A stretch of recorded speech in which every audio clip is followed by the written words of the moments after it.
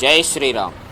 తిరుమలలోని ఆకాశగంగ యొక్క మహత్యమును తెలుసుకుందాము. శ్రీ పెరియా తిరుమల నంబి అనే వైష్ణవ భక్తుడు శ్రీ వెంకటేశ్వర స్వామికి పాప వినాశనం నుండి స్వామివారి పూజకు అభిషేకమునకు నీటిని తీసుకుని వచ్చేవారు. వారు తన వృద్ధాప్యంలో కూడా నీరు తీసుకుని వచ్చుటకు చూచి స్వామివారి ఆయన పైన జాలిపడి ఒక వేట బాలుని రూపంలో నంబి వచ్చు మార్గంలో నిలిచి బాగా దాహముగా ఉన్నది, తాగుటకు నీరు ఇవ్వమని అడుగగా ఆచార్యులు, ఈ నీరు స్వామివారి పూజకు తీసుకొని పోవుచున్నాను, నీకు ఇచ్చుట కుదరదు అని చెప్పి తన మార్గమున పోవుచుండగా ఆ బాలుడు తన బాణముతోటి తనపై ఉన్నటువంటి కుండకు రంధ్రము చేసి ఆ నీటిని త్రాగి తన దప్పిక తీర్చుకొనిను.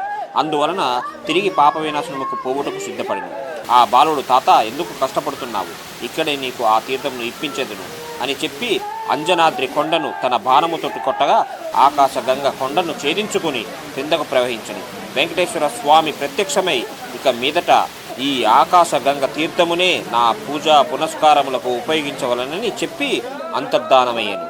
ఆ రోజు నుండి స్వామివారి వాడేటువంటి ఆరాధన అభిషేకములకు ఆకాశగంగ తీర్థమును వాడెను.